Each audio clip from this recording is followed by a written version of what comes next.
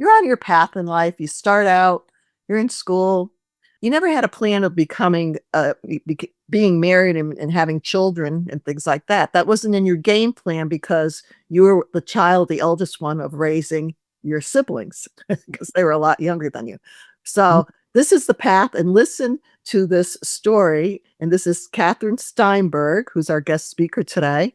And this is her story. So, Catherine Steinberg is a psychotherapist, a shamanic practitioner, an artist, and author. She is the author of Eating Chocolate and Watching the Moon. Love the I title. love that title. Love the title. And she'll That's so explain what cute. this is all about. I love it.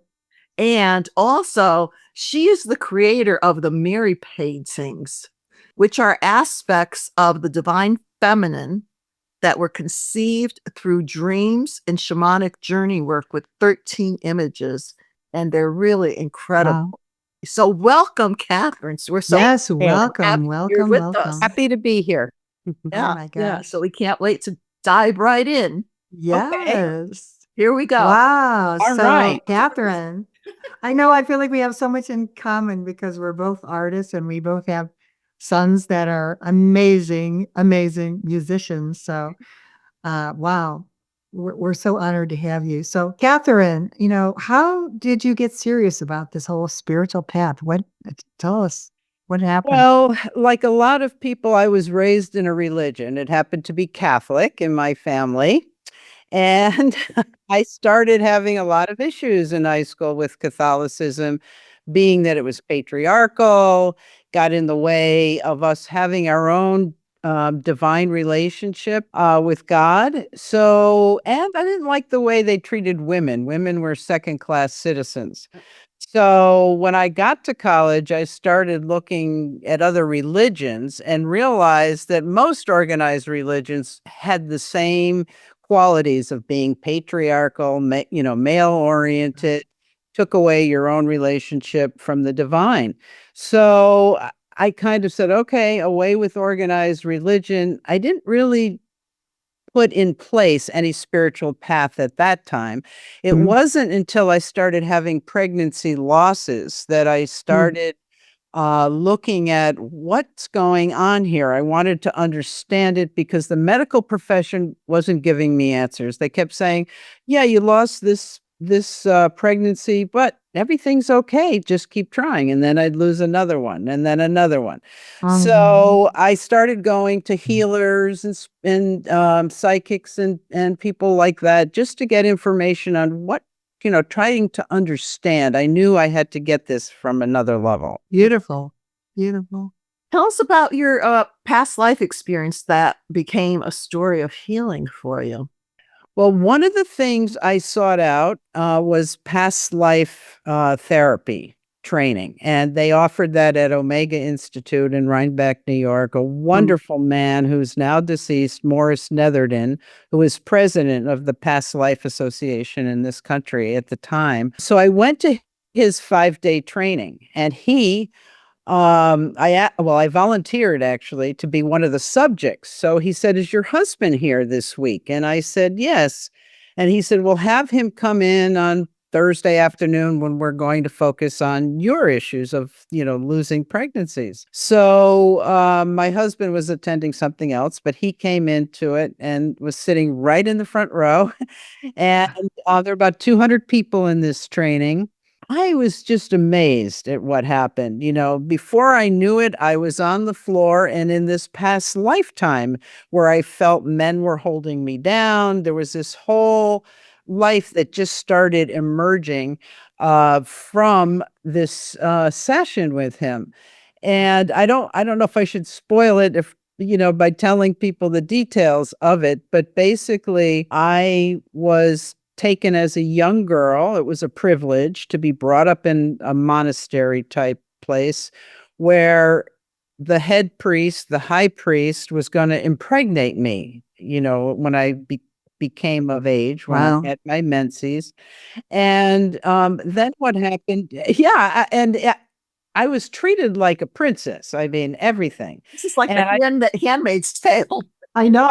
Very close, and Uh, everything was great, and then I got pregnant, I was treated royally, and then I realized what was happening is they were gonna take this baby that I had, and sacrifice it to the oh gods. my gosh. Ooh, So it was that- just I know. I'm like, I got chills. Chills. well, I knew nothing about this. Let me tell you, I wasn't a big history person growing up. no. And after this episode, I went and read about this. And this is what they did with young girls. Yes. A lot of Yeah. the Mayans and Aztecs and a lot of those Oh, South American, yeah. tribes. There was And a lot of sacrifice back a then. lot of sacrifice. And then I realized that through this work, and it was very powerful. This is probably one of the most powerful things that happened for my husband and myself. At the end, after, I was lying on the floor and dying, this is in the past life because they had taken the baby from me. And back then, they didn't do the horizontal cuts for C-section. They just cut you vertically, lifted the baby out, and took him from me. And I'm screaming, "Give me back my baby." And so Morris the whole time is saying, "And what happens next? What happens next?" And then he says to me, "Who's the high priest?" And I said, "I can't see him." He said, "Yes, you can. Who's the high priest?" And then I see my husband's forehead and I just start sobbing. I said, "It's my husband." And the two of us, my husband and myself, I can get tearful every time I tell the story. We just start sobbing together. He had everyone leave the room and left us there holding each other because we had been through this experience some hundreds of years before together. But this was going to be a healing time of what happened in that past life where my son and my life was taken. And so it was, to me, it was the biggest validation for karma in terms of resolving, what's not resolved from a past life, and in this Yeah. lifetime, my husband, he had his own career, which was very powerful, but he's deceased now, died 4.5 years ago, but he helped provide for my sons and my creative aspects. It's So, pretty interesting. I noticed that whenever there's a major player in your life right now, you Mhm. know darn well you had to have some kind of role. It's yes. usually the opposite of what you're going through now. I was told I was chained in a coliseum to my husband, and it was a duel to the death. And this lifetime is like, can we get through it without killing each other? It's Oh, true. You oh are my God. I believe you're reincarnated with soul groups, with the people that Yes. you have to, manage Exactly. issues with. And I Exactly. think that if you've read Carolyn Meese, she talks about sacred contracts. You come Of in course. needing to finish the business with certain individuals in your life, Exactly. So, Catherine, do you always trust your intuition? I mean, A people lot, always ask about that. yeah, a lot of it. A lot of the time I do. I find that if I don't, I get into trouble. So you want to listen to that voice, to your gut. I'll go to do something and it'll say, "No, not now, just sit here." And then I avoid it, Exactly. traffic on 95, or I avoid something else. Exactly. And so I think it's important to trust it for bigger decisions.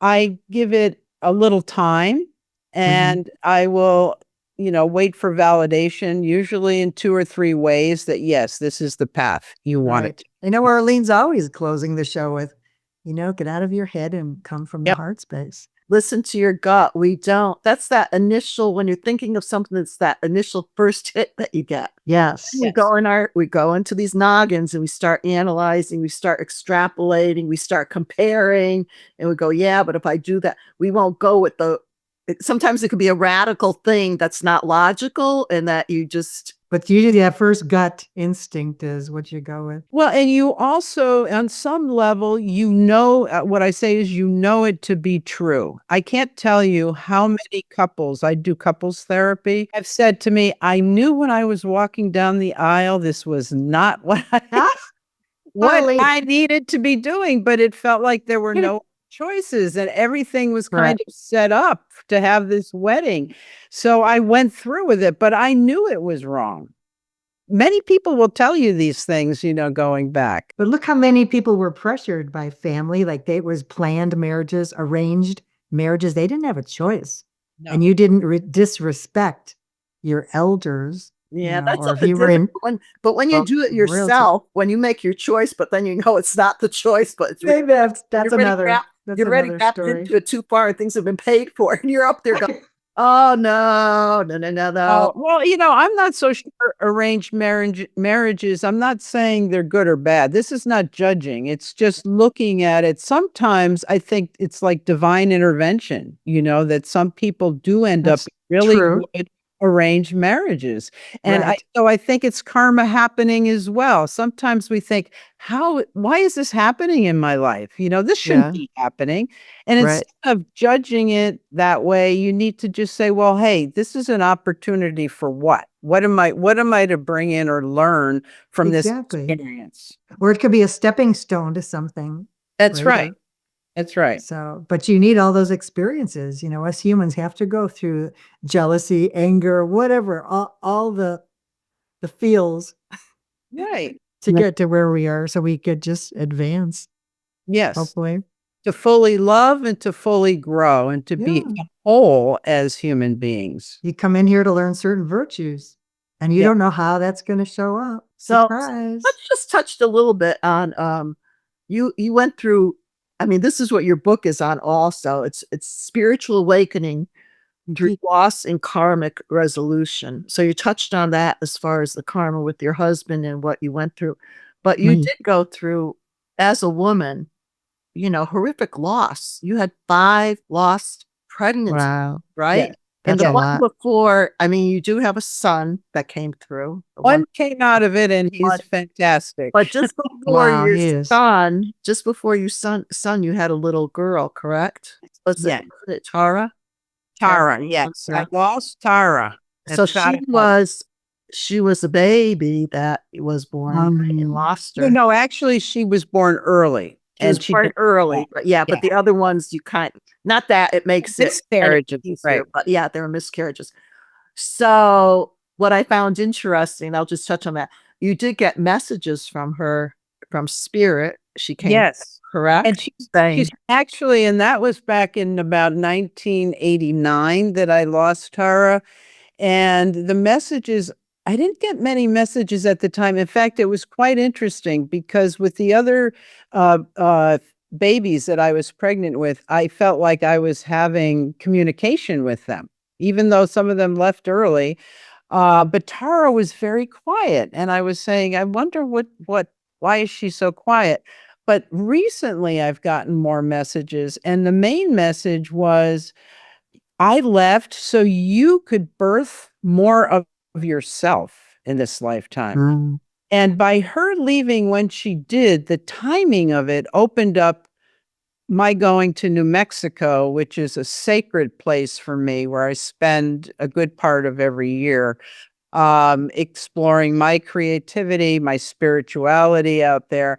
And if I had had her then, I didn't really know about New Mexico, but if I had had her when I was supposed to have her, I would have been home taking care of Tara. I wouldn't have had those opportunities to go out then. So Mm. she's come through in an angelic way, actually. I see her with wings like a little cherub, just up there Aw, smiling at me saying, okay, what are you going to do for yourself today? right. oh, Or they could be working with your son, Aaron, because that boy is talented. Everybody look up Aaron Taus. Aaron Taos Taos. music. Yes. Oh my gosh. I yeah. listen to his music and I'm like, I fell And in love. he's a looker too.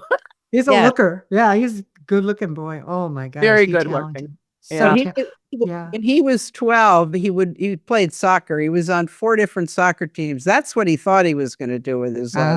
But Oh, the neighbors would all say, when is Aaron running in the neighborhood? They would just love to sit and watch him oh my gosh. run No, by. he's a Yeah. special soul, very Yeah.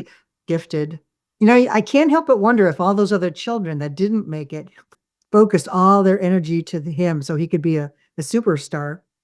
Maybe, I don't You know. never know. You It don't could know. have been him reincarnating. I had a psychic tell me one time that Mhm. one of the reasons he didn't come in initially for the first pregnancy was that we weren't ready. My husband and Of I were course. not Yeah. ready. We weren't talking to each other enough, and it was hysterical because we're both therapists, and I'm thinking we're not talking, which was kind of true. My husband was at a high-powered time in his career, 10, 12-hour work days. So Yeah. it was really some good advice to kind of spend a little bit more time together before. Yeah. That's a good point for our listeners to hear. It's like the shoemaker's children don't have shoes. So here's the therapist and they'll talk to each other. That's kind of funny. It's always like that, it seems. Yeah, but when you're saturated in doing something, you don't, yeah. But everything had to be lined up perfectly for Aaron to come in, you know? And an astrologer told me in my 20s that there would only be a small window for me to have a child. Ah. And Okay. it was interesting because in my book, I talk about the sort of spiritual readiness that came almost like a spiritual conception that happened out in Chaco Canyon in New Mexico. Ooh, that's a powerhouse Very place. sacred space for me. Yeah. Yes. And I went there with a friend and we got there late at night. There was no campsite open, except I saw one that nobody had put up their tent, and had a name on it. But I said, we're going to just stay there. I'm sure it'll be fine. And it was. The person never showed up. So we got to stay there. In the morning, there was an announcement that the parks were going to be closed at noon that day. Oh, wow. It was like this 2 or 3 hour window. We went out to this special Pueblo Bonita at Chaco Canyon. And as we're walking around the ruin sites, there was a slab on the ground and I just felt it beckoned me to come lay down on it. So I laid down on the slab and I don't know where I went for half an hour. I wasn't sleeping. I was in some other world. Got up, went home, and with my husband conceived my son Aaron within a week or two after that physically. So the sperm Oh came my gosh. a week and a half later. But when I Wow. read about this site, it was the only one they allowed women into that kiva, and it was to help them with fertility rights. Oh my God. And I read chills this a bit. afterwards. So Yeah. I was just blown away. And you didn't know Wow. that, right? You didn't No, know that. I didn't know that. I have a habit of, and I've done a lot of traveling, is not to read about things in advance. I like experience. I want to experience it with my own energy, and then I read about it later. And that's what I did. And So here, this is a perfect example, viewers and listeners, that Catherine listened to her intuition where she was guided, she was drawn, and she went there. And then in hindsight, when she went back to discover the discovery of it, that's what happened to her. And that's a very powerful message in the story in itself, because at the time you were a bit older. Your husband was older, much older than you, and had 54. He was 54 and I was 40 when we had Aaron. yeah. But and he had low sperm count in that too. So you're like, that's like all kind of, if you want to say, negatives against you trying to conceive. So Aaron is Wow. truly a miracle. Yeah, miracle child. That is a miracle. That's like my daughter-in-law. You know, wow, she was like in her 50s and we never thought, you know, and they went to Belize and they went to a sacred site. Yeah. And it was a fertility site, which they didn't even realize it was. Wow. See, we're gonna have all our listeners that are trying to get pregnant. They're They gonna conceive there. They're going to plan trips. so listeners, There's something to it. I'm getting God bumps all over the place. we'll I'm have like, Catherine's oh my information so you could contact her.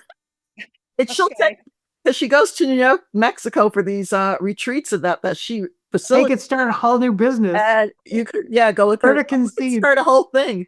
Her to conceive in the holy sites. Doing her paintings, I'll do my woo stuff, and we'll Oh my gosh. we'll bring in babies. Oh my god, Aaron could play he could play, him and Bob could be off playing the. So Kat, what is explain for our listeners what shamanism is, and our spirit guides different from angels. They are, because as you know, both of you, and you're more steeped in the, angel business, so to speak. Uh, Angels are us.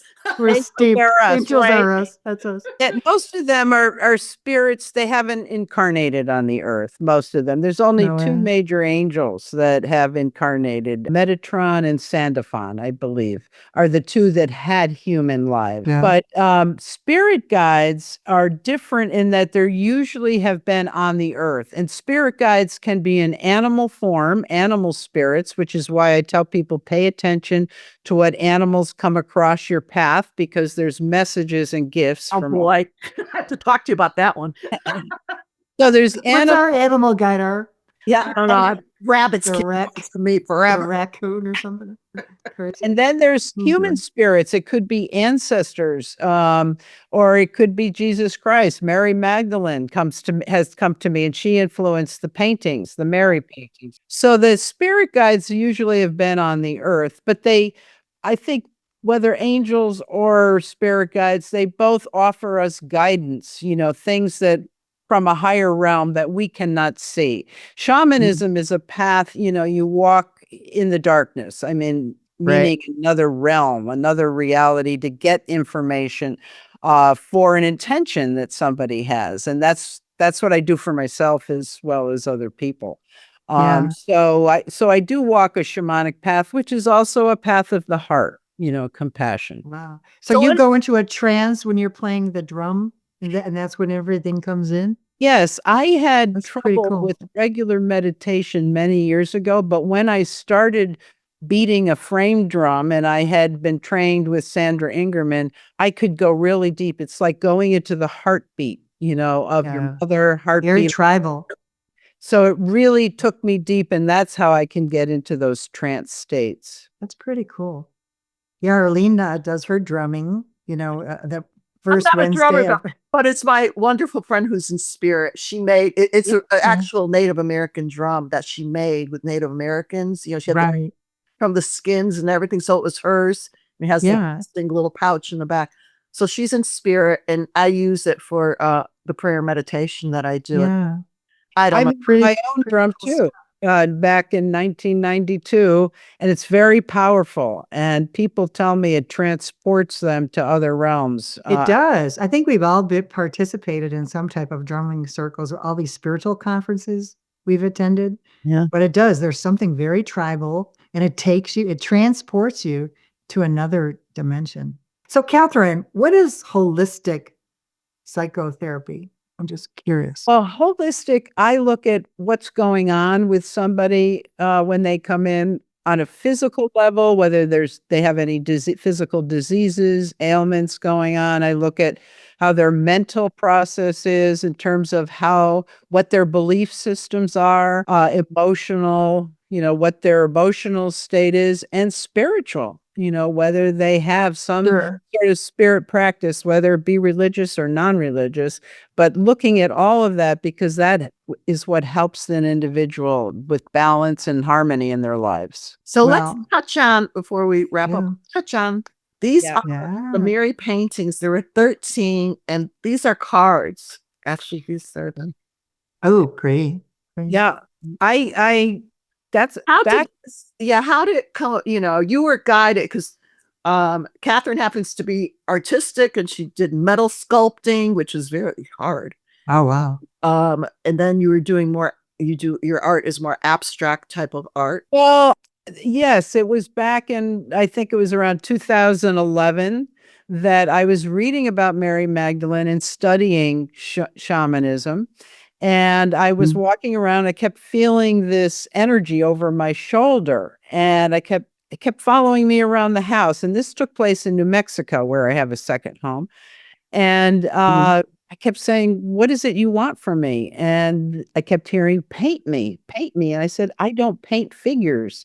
And the entity said, "We're going to help you." And I said, "Okay." So I went into my studio, took out a 40-inch by 30-inch canvas, and I said, "All right, let's go at it."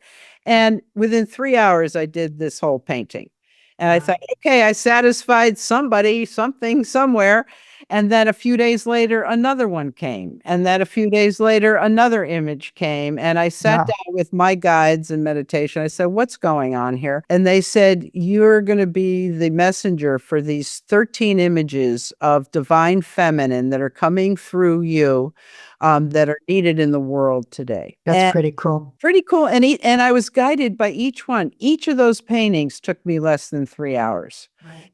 But then I said, and so this is a good example of intuition, because I just went with what I felt like I was supposed to do and didn't know what I was going to do with them. There was no logic in these paintings because I was also told I couldn't sell them. They had to stay together as a group. So then I was like, well, where are they going to be seen? No gallery wants these paintings if they can't make any money from selling them. Right. And I was in a swimming pool, which is very interesting, in a nearby town, and met the woman who was the art director at Mercy by the Sea Oh my gosh. Center in Madison. And he started talking to me about needing artists. And I said, well, you can look at, my website and see if there's anything on there. And she called me right away that night. She said, we have to have these Mary paintings. Oh So, my gosh. yeah, so they were in an exhibit there. And then it was time for the exhibit to leave. They all came to me at the Mercy Center and said, we don't want these paintings to leave. People are coming in, just sitting with these paintings, and they've affected people. Can we keep them longer? And so they're on a temporary exhibit there since 2015 for 10 Oh years my gosh. now. It's the anniversary. And I love it. It's right by the ocean, and people come in, and I get calls and emails all the time about how these paintings have affected people. People use them as in their retreats and workshops, and so and here's something I never planned. I didn't plan to do these paintings to go out in the world. Exactly. But here they are, and that's probably one of the things I'm most famous for, I would say. Right. It's something I hadn't planned or intended with my logical mind. It's like what my guide showed me is that when you do that sacred art the way you did and you're guided, that they're actually portals. So pretty interesting. So those people are actually receiving a healing when they walk amongst Well, them. it's interesting. I'm actually doing an art show at the Clare Gallery in Hartford. They invited me. It's about women in mystery, and the title of the show is Portals in Paintings. Well, hello. Hello, and I actually had the Mary paintings there several years ago. They had them on display, so they left the Mercy Center briefly for a month. But these are other paintings of how I paint, and they're like portals into the paintings for people. That's really interesting because, my guides told me never to sell my originals either. That one day there'll be a museum and people will walk amongst them and receive a healing. So it's like, I'm getting God bumps the whole time I'm talking to you. It's like, Yeah, Joanne it's had confirmation. It's just Joanne had the same guidance. same exact. So we it's were like all crazy. We were all guided. I was guided to open up my store. I Yes. and it was their place. I just always said I was the caretaker. It was theirs. Exactly. So I don't know where this museum is in the future, but And it's interesting that we're tied with the Mercy Center because through my store, I was led to the Mercy Center, and I helped 13 years. I did women's retreats there. I mean, I think because people gather there, I think when people just think about all the sacred sites around the world, like, Stonehenge, different places, right? It's a place where people come. So they bring all that collective energy there. And that's right. It's what they're doing. They're praying, they're meditating, they're focused on the spiritual. Or they're crying. All the elements of the earth, they're beautiful grounds right on the ocean. You can be in water. Oh, that sounds fabulous. The beach and the water, and there's it's been a special. It's Mercy a Center. special place of magic. You do? Wow. It's interesting. The people, at least I connected with, and inadvertently, it's come through the Mercy Center. So, and you're one of them. Yeah. Oh my gosh. Well, that's beautiful. Interesting in itself. So, so tell us where we can get your book, Eating Chocolate and Watching the Moon. I love that title. It is so well, you can awesome. get it on Amazon. Amazon? The basic place, but it's also sold in Guilford at Breakwater Books if you want to support your local bookstore. And it's also sold at Guilford Art Center in That's in Guilford. Connecticut, and Joanne's in Illinois. So Oh, I used to live in Monroe, Connecticut. oh, 15 years. That's how Arlene and I met. yeah, Yeah. yeah. And Yeah. life took me here. But it's you Amazon. Our go. viewers get. We'll have all that information Yeah. listed below. Amazon. And Okay. also, what's the best place for, just so they could hear it, to reach out to you, to connect with you? Well, I have my website that people can go to, but my email would be also good. Do you want me to give it out, or We'll list it below. Post it. Yeah. Your yeah, my website. email, or on my website, there's also contact information in the back of it. You know, that Because people- Catherine is a therapist, so you have clients, and you would do that. Right. And And also, I do retreats, and I do shamanic painting. That's one of the things that I Wow. really love to do with people, is take them through shamanic journey work right to the canvas and just paint impressions, what comes from within. And people Right. are amazed at what comes out in paint. It doesn't have to, they're not supposed to be pretty paintings, Exactly. but they come out and they have such meaning for people. And then I advise them to live with the paintings, every day, see the paintings, and it's like they continue their journey on what they're Right. supposed to learn from what they've painted.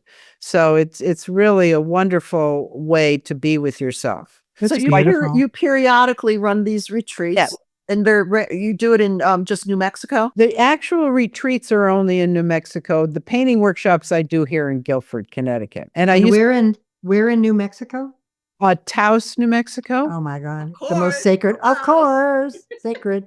A Sacred very space. sacred spot that, yes. That is really sacred. Joanne, we'll have to take a trip one day. Oh my Yes. God. I know. Put it on, put on our to-do list. That'll I be, think we were all from the Anastasi tribe in a past life. I don't know. I keep seeing that. Yeah. Yep. I've had things happen out there also in New Mexico. It's a Very powerful magical. place. They call it the land of enchantment. So it's Yes. Exactly. That's why the history. And Chaco Canyon. Oh my God. That's like, I think the first aliens ever landed there way back on that needle, or what. There's a one point there. I just keep seeing. Oh, There's Yeah. I'm still, getting God bumps. there's still Well, I had another experience there in menopause. I went back to Chaco Canyon because I was drawn to this other kiva to go keep in the kiva. I'm When getting we got chills. When we got there, there's a big sign, "Do not enter." And I looked at my friend. I said, "I didn't come all this way to not enter. You stay guard, and I'm going into this kiva." So I went in the kiva, and I got into this wonderful meditative experience in there, and the energies were swirling around, and they answered a lot of my questions. And I was welcomed in there, and it just felt wonderful. And as I'm going to leave, I look in the little hole. I don't know if they call it a sapapu or some hole, where there's an altar. Okay. And on the altar is a huge rattlesnake skin. And I thought, no wonder why they don't want people going in here. I've been sitting here and just meditating, and there's a huge rattlesnake. They live in those cliffs. Right. But I left. This is in menopause, and I hadn't had a period for months. When I walked out of that kiva, I had blood coming actually out of me. And it was kind of like my a God. letting you purge. a You got everything. ritual, like yes. You And I purged out. it was an unbelievable experience. Oh my also, God. that other time that I went. So it's a very, very sacred, special place. Yeah, I've done those kivas. Yeah. I never have. I'll have to do it. Although Yeah. I'm Well, chicken. you got to I'm climb chicken. up a mountain. The snake would probably really come out when I'm there. I couldn't do that again. You're going straight up with all these cacti. One slip and you got those sticking in your butt. Yes, you have to be careful. They're not easy to get out. Oh my God. No, I've sat on them. It's not fun. They're not fun. Anyway, this has been amazing. Yeah, this has been wonderful, Catherine. Thank you for taking Good. time Yes, to thank be you with us so today. much. And What an honor. we will list all of your information below for Yes. viewers and listeners. Check it out, and also check out her wonderful son, Aaron Taos, right? Yes, check that boy out. AOS, He's Aaron, amazing. AARON, TAOS, music. And I want to say, just follow your heart. Your heart Yes, really of course. knows. what it needs and what you need at this point in your life. So just follow your intuition, follow your heart. Exactly. You took my line away from me because I always end by tell everybody, get out of here, get out of your head and drop into your heart. That's my Okay. ending always. And I'll reconfirm that it's true. Yes. It is. I would like to first of all thank you, Catherine, for being here. Yes, thank you. Thank For you. being with me. Thank me. And thank you, listeners, our watchers, viewers. And as always, have a wonderful day. Totally, like I said, get out of that. Go from your heart space. My prayer is always for inner peace, because if we have inner peace, we have it all. Exactly. Remember to be So- beautiful beacons of light that you are, and shine it out to the world, because we all need it. And remember, folks, to smile. Yes. And hit those like buttons and subscribe. It's free. So tell your friends. Share, Yes. and leave Spread- comments. Arlene and Yes. I love to converse with you. Do you Tell us text? what you think. I know. I know. We're here for you guys. We'll respond back. Right, Joanne? You always do. We respond back. Always. So Oh, wonderful. sparkling This is a day. beautiful one. have a sparkling day. Go out there and spread that light. We Shine want- your light. Yes. Spread more kindness. The world needs it right now. Thank you. Okay. Okay. Love you guys. Take care, everybody. Love you.